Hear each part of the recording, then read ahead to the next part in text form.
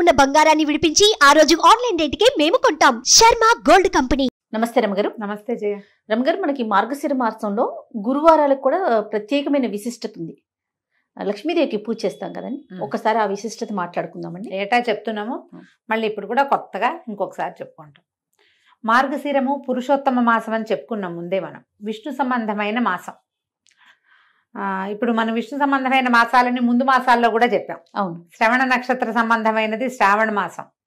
అప్పుడు లక్ష్మీదేవి పూజ విశేషంగా అయ్యవారిని కూడా చదువుకోండి. అక్కడి నుంచి శ్రావణం తర్వాత భాద్రపదం లేదు, ఆశ్వీజం తర్వాత కార్తీకం. ఆశ్వీజ మాసం అంతా దుర్గా పూజ చేసాం. అవును. తర్వాత కార్తీకమేమో దామోదర ప్రీత్యర్థం చేసాం. ఈ మార్గశిరము సాక్షాత్తు విష్ణు స్వరూపం. అక్కడ కార్తీక దామోదర ప్రీత్యర్థం శివాభిషేకం, దుర్గాభిషేకం చెప్పుకున్నాం. శివాభిషేకం చెప్పాం, కార్తీక దామోదర ప్రీత్యర్థమే సాలగ్రామ దానం అన్ని కూడా అలా చెప్పాం. ఇక్కడ పూర్తిగా ఇది విష్ణు మాసమే. అయితే ఈ విష్ణు మాసంలో ఉన్న గురువారాలు చాలా ప్రత్యేకమైనవి.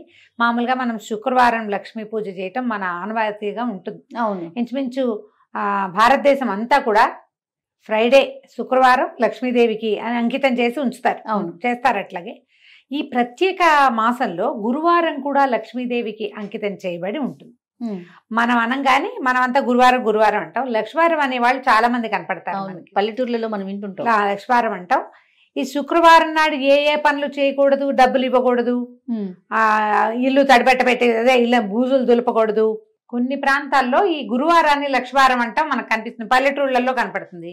అది కాక పల్లెటూళ్ళలో మనవాళ్ళు కాదు, తుని ఆ ప్రాంతాలు, విశాఖపట్నము, శ్రీకాకుళం ఆ వైపు, కొంచెం ఒరిస్సా వైపుకి వెళ్లే కొందికి దాన్ని లక్ష్మీవారంగానే చెప్తారు.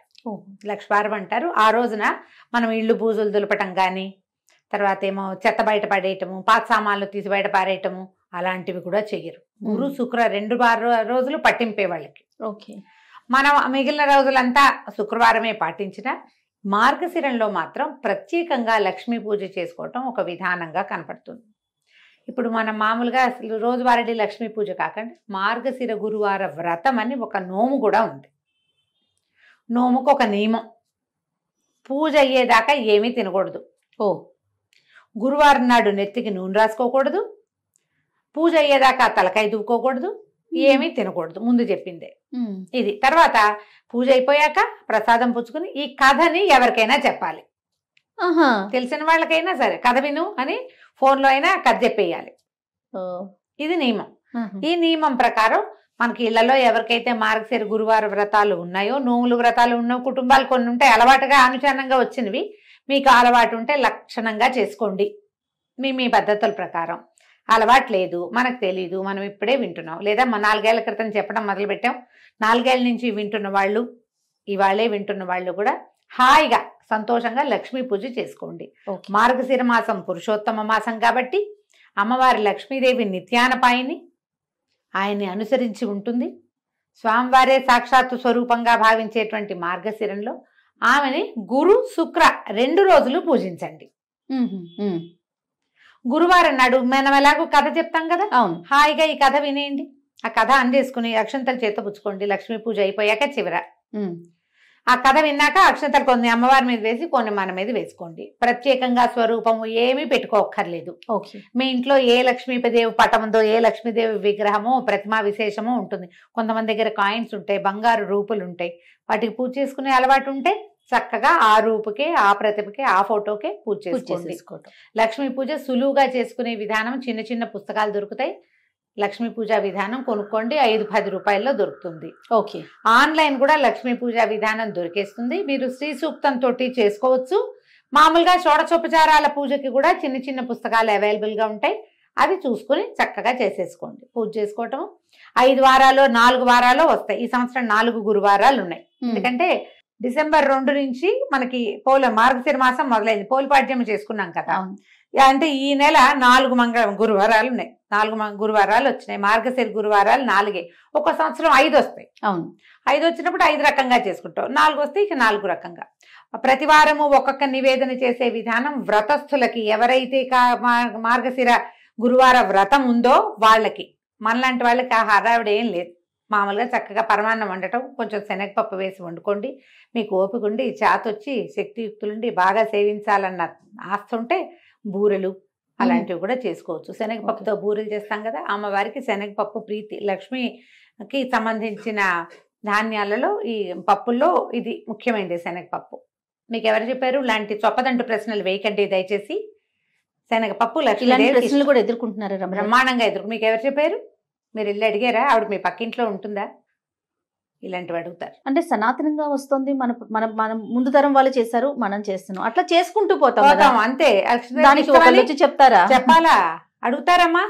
నువ్వు ఎంత సీరియస్ మ్యాటర్ గురించి మాట్లాడినా దాని మీద ఒక చొప్పదంటూ ప్రశ్న అంటారు, దాన్ని వేస్తూ ఉంటారు. మీకు కావాలంటే మీ పక్కింట్లో లక్ష్మీదేవి ఎవరన్నా ఉంటే కనుక్కోండి. మా పక్కింట్లో ఉంది లక్ష్మీదేవి. మా ముందు ఇళ్లలో ఉంది, చెప్తుంది. మా ముందు తరాల్లో ఉంది మనకి, అందుకని మనకు తెలిసింది. అంతే. శనగపప్పుతో ఏదో ఒక పదార్థం చేసుకోండి. పరమాన్నం చేసుకుని పెట్టుకోవచ్చు అమ్మకి, మీ ఓపిక. నివేదన చేసుకోండి చక్కగా. గురువారం నాడు లక్ష్మీదేవిని పూజించి, శుక్రవారం నాడు ఎలాగో మనం ప్రతి శుక్రవారం పూజ చేసుకునే అలవాటు ఉన్న వాళ్ళు మానేయాలా అని డౌట్ వస్తుంది. మానొద్దు. ఓకే. ఈ నెలలో వారానికి 2 సార్లు లక్ష్మీదేవిని పూజిస్తాం. రోజు లక్ష్మీ పూజ అలవాటు ఉన్న వాళ్ళ సంగతి ఇక మహత్తరంగా ఉంటుంది, వాళ్ళు ఎలాగూ చేసుకుంటారు. శుక్రవారం స్పెషల్తో పాటు గురువారం కూడా స్పెషల్ చేసుకోండి. దీనికి ఒక వ్రత కథ కూడా ఒకటి చెప్పబడుతుంది, చిన్న కథే, అది చెప్తాను. పూర్వం ఒక బ్రాహ్మణ కుటుంబం ఉండేది. పెద్ద భార్య, మొదటి భార్య చనిపోయింది. ఆ భార్యగా సుశీలని ఒక కూతురు ఉండేది. ఈ పాపాయి ఉండగానే తండ్రి ఇంకో ద్వితీయ వివాహం చేసుకున్నాడు. ఇలాంటి కథలు విన్నప్పుడు ఈ రెండో పెళ్ళి ఎందుకు చేసుకోవాలి, అదే భర్త చనిపోతే వాళ్ళ అమ్మ పెళ్లి చేసుకుంటుందా, ఇలాంటి ప్రశ్నలు కూడా ఎప్పుడూ తలెత్తుతూనే ఉంటాయమ్మా. పురాతనపు పద్ధతుల్లో ఏంటంటే ఆడవాళ్ళు లేనిదే ఇళ్ళు నడిచేవి కాదు. మగవాళ్లే ఆడపని మగ పని చేసేసేయటము కుదిరేది కాదు. పైగా బ్రాహ్మణ గృహాలలో వీళ్ళకి అగ్ని అవన్నీ నియమాలు ఉండేవి. తప్పకుండా యజనం చేయాలి, రోజువారీ హోమము, దానికి స్త్రీ సహాయం చాలా అవసరం. ఆడవాళ్ళు హోమానికి ఉండటమే కాకుండా సహాయానికి రెండిటికి కావాలి. ఒక ఆడపిల్ల ఉంటే దానికి వివాహం చేయాలన్నా తల్లి లేనిదే, ఆడమనిషి లేనిదే అవన్నీ సాగవు. కాబట్టి తప్పకుండా ద్వితీయ వివాహాలు జరిగేవి. పురాతన గాథల్లో మనకి ఇవే కనపడతాయి. మన తాత ముత్తాతల్లో ఇద్దరిద్దరు భార్యలు ఉన్న వాళ్ళు మనకే ఉంటారు బోళ్ళంతమంది. మనమే కొంచెం పూర్వ చరిత్ర తిరగేస్తే మన ముందు 3-4 తరాల ముందు ఖచ్చితంగా కనపడతారు మనకి. ఇక ఏం చేసేదేం లేదు దాని మీద. అయితే ఇంకో వివాహం చేసుకున్నాడు ఆయన తండ్రి. ఈ చిన్నపిల్ల ఒక 4-5 సంవత్సరాల పాప ఉండగా, సుశీలని. అయితే ఆయనకి రెండో భార్యకి కుమారుడు, ఒక పిల్లలు కలిగారు వరుసగా. ఇది సవితల్లి ఆవిడ ఏం చేసింది, మారుటి తల్లి ఈ పిల్లకి చంటి పిల్లల్ని ఎత్తుకోవటానికి అప్పచెప్పేది. పిల్లని ఆడించు, తమ్ముడిని ఆడించు, చెల్లిని ఆడించు అని ఆడించడానికి ఇచ్చి పిల్లలకి, ఈ పెద్ద పిల్లకి కాలక్షేపానికి అంత బెల్లం ముక్క పెట్టేది. సో ఈ బెల్లం ముక్క తీసుకో, తమ్ముడిని ఆడించు కాసేపు అంటే తమ్ముడిని తీసుకుపోయేది పిల్ల. తల్లి వచ్చేసరికి ఒక 5-7 సంవత్సరాలు ఉంది. రెండో ఆవిడ వచ్చేసరికి, ఈ పిల్లాడి పుట్టేసరికి దానికి ఒక 7-8 ఏళ్ళు వచ్చినాయి. పిల్లల్ని చంకనేసుకుంటారు 7-8 ఏళ్ల పిల్లలు. అయితే పక్క ఇళ్ల వాళ్ళందరూ మార్గశిర గురువారం నోవులు చేసుకుంటున్నారట.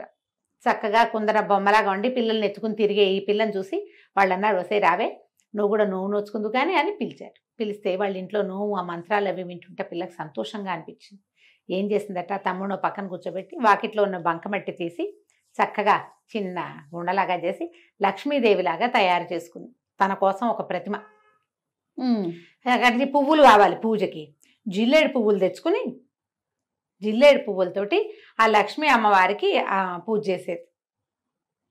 షోడశోపచారాలు ఉన్నాయిగా, ఉపచారాలు చెప్పుకుని పూజ చేసి తనకి ఇచ్చిందిగా వాళ్ళ పిన్ని బెల్లం ముక్క, ఆ బెల్లం ముక్కని నివేదన పెట్టేది.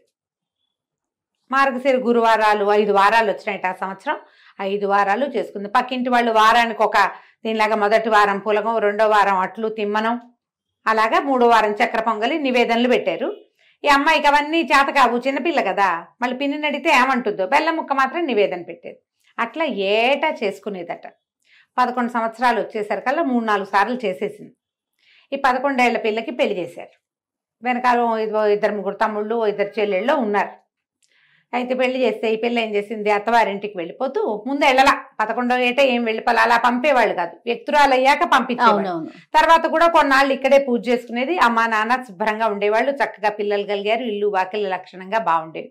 పిల్ల వ్యక్తురాలు అయిన తర్వాత ముహూర్తం చూసుకుని అత్తవారు వచ్చి అమ్మాయిని కాపురానికి తీసుకుపోయారు, అడ్డుకి తీరిపోయాక. తీసుకెళ్తే వెళ్తూ వెళ్తూ ఈ అమ్మాయి ఏం చేసింది, తను పూజ చేసిన ఆ బంకమట్టి లక్ష్మీదేవి ఉంది కదా, లక్ష్మీదేవి ప్రతిమ, మృణ్మయ ప్రతిమ, అది తీసుకుని వెళ్ళిపోయింది. తీసుకెళ్ళిపోయాక అత్తవారు కొంచెం పర్వాలేదు బాగానే ఉండేవాళ్ళు. ఈ అమ్మాయి వెళ్ళేసరికి వాళ్ళకి ఇప్పటి ముప్పటిగా పాలు పొంగినట్టు సిరులు పొంగిపోయినాయి వాళ్ళ ఇంట్లో. చక్కగా ఏటా నోవులు చేసుకునేది లక్షణంగా. అంతకుముందు ఇక్కడ ఉంటే బెల్లం ముక్కలు అవి పెట్టేది. అక్కడ అత్తవారింటికి వెళ్ళాక దాని సొంత ఇల్లు, సొంత ప్రపంచంగా చక్కగా వారానికి ఒక నివేదన చొప్పున చేసుకుని లక్షణంగా వ్రతం చేసుకుని అందరినీ పిలిచి తాంబూలాలు వాయనాలు ఇచ్చి లక్ష్మీదేవికి సంతోషం ప్రీతికరంగా ఉండే పనులన్నీ చేసేది. ఇప్పుడు ఇక్కడ ఒక ప్రశ్న, లక్ష్మీదేవికి ప్రీతికరమైన పనులు ఏమిటి? మొదటిది ఇల్లు శుభ్రంగా ఉంచుకోవటం, ఆడవాళ్ళు గయ్యాళిగా ఉండకపోవటం. గయ్యాళి ఆడవాళ్ళకి సిరి నిలవదు. మనం ఇప్పుడు వెంటనే మనకు ఒక లిస్ట్ వస్తుంది, అబ్బో మా వాళ్ళు గయ్యాలి వీళ్ళు గయ్యాలి వాళ్ళ దగ్గర బోల్డ్ డబ్బులు ఉన్నాయి. సిరి అంటే డబ్బు ఒకటే కాదమ్మా, అన్ని చాలా ఉన్నాయి. సౌభాగ్యం, భర్తలతోటి ఆనురూప్యం, వాళ్ళతోటి ఒక కలిసి ఉండటం, సంతానము, ఆరోగ్యం, నలుగురిలోను పెంపు, ఘనత, ఇవన్నీ కదా ఐశ్వర్యం అంటే. చక్కగా ఉండేది. ఈ ఇష్టం వీటితో పాటుగా ఇల్లు శుభ్రంగా ఉంచుకోవటం, ఇవన్నీ కూడా వచ్చిన వాళ్ళని అతిథి అభ్యాగతులను సేవించడం లక్ష్మీదేవికి ఇష్టం. ఇల్లు వాకిళ్ళు శుభ్రం, మనుషులు శుభ్రంగా ఉండటం, పూజ గది ఎప్పుడు కళకళలాడుతూ ఉండటం, వచ్చిన వాళ్ళని కనుక్కోవటం, మంచి ప్రవర్తన, పోట్లాటలు కలహ కారణాలు ఉండకపోవటం, అవి లేని చోట లక్ష్మి ఎప్పుడు స్థిరంగా ఉంటుంది. అన్ని రకాల లక్ష్ములు బాగుంటాయి. అయితే ఏమైంది, ఇప్పుడు ఎప్పుడైతే ఈ పిల్ల వివాహం అయ్యి అవి అటు తీరి వెళ్ళిపోయిన తర్వాత మెల్లిగా తండ్రి పరిస్థితి దిగనాసిల్లిపోయింది. నానాటికి తీసుకట్టు నాగం భట్టు అయ్యింది. చివరికి కూతురు బాగా సంపన్నురాలు అయ్యేసరికి వీళ్ళు దిగనాసిల్లిపోయారు. ఏమిటో ఎప్పటికప్పుడు పోవటమే వాళ్ళ ఇంట్లో, ఏది నిలిచేది కాదు. ఎంతో బాధగా ఉండేది తల్లికి తండ్రికి. అయితే ఏం చేశారట వాళ్ళు, తమ్ముడిని పంపించిందట పినతల్లి. కొంచెం పర్వాలే బాగానే చూసింది, అంత పెద్దగా అయ్యాలేం కాదు ఆవిడ. అక్కయ్య దగ్గరికి వెళ్ళరా, మన పరిస్థితి బాగుండలేదని చెప్పు, ఏదైనా ఇస్తే పట్టుకురమ్మని పిల్లవాడిని పంపించింది. కొడుకేమో వెళ్ళాడు వాళ్ళ ఇంటికి. వెళ్తే అదే అక్కయ్య వాడికి అన్నం పెట్టి అన్ని 4 కనుక్కుని, అయ్యో వీళ్ళ పరిస్థితి బాగుండలేదు, డబ్బుగా ఇచ్చి పంపిస్తే చుట్టుపక్కల వాళ్ళు చూస్తారు, భర్త వాళ్ళు ఏమనుకుంటారోనని ఏం చేసింది, ఒక వెదురుగాడని ఇంత పొడుగాటి కర్రని జాగ్రత్తగా తొలిపించి దాని నిండా బంగారు నాణేలు పోసి దాన్ని కవర్ చేయించేసి, ఒరే ఇంటికి పట్టుకెళ్ళరా తమ్ముడు అని కర్ర చేతులు పెట్టింది.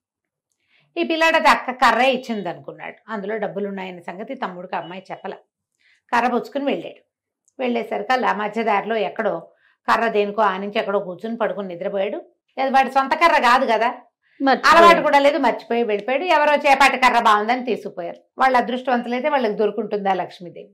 తల్లి అడిగింది, ఏమి ఇచ్చిందిరా అక్క అంటే, ఏమో నమ్మ కర్ర ఇచ్చింది, అది నేను ఎక్కడో వదిలేశాను అన్నాడు. ఆవిడకి అర్థం కాల, కూతురు ఏం పంపింది ఏమిటి సంగతి. మళ్ళీ కొన్నాళ్ళు పోయాక మళ్ళా కొడుకుని పంపించింది. కొడుకుని పంపిస్తే ఈ అమ్మాయి ఏం చేసింది, ఈసారి నాన్న కోసం ఒక జత చెప్పులు కుట్టించాను, చెప్పులు పట్టుకెళ్ళమని ఆ చెప్పులు జాగ్రత్తగా పక్క కుట్లు ఊడదీసి చెప్పులు నిండా బంగారం కాసులు పెట్టి కుట్టించేసి చేతిలో పెట్టింది. ఇప్పుడు చెప్పలేదు.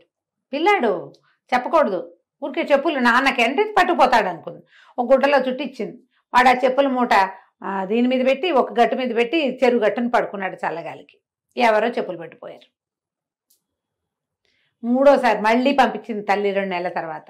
ఈ అమ్మాయి ఒక గుమ్మడికాయ పై డిప్ప తీసి లోపల గింజలన్నీ తీసేసి దాని నిండా బంగారు కాసులు పోసి పంపించింది.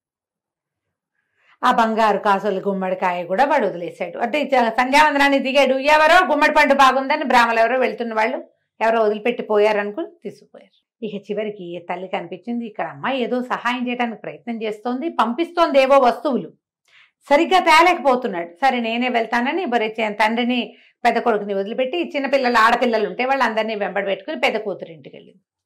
తల్లి పేదగా ఉన్న తల్లి మాసిపోయినట్టున్న చెల్లెళ్ళని చూసి పిల్ల బాధపడి తల్లిని చక్కగా పోషించి 10 రోజులు ఉంచుకున్నాక ఇదంతా ఏం జరిగింది ఏమిటి మాట్లాడుకుంటే, అమ్మ బంగారు కాసులు పోసానే ఏమైపోయినాయో అంటే, ఎవడో అదృష్టవంతులకు దొరికింది, మనకు అదృష్టం లేదు.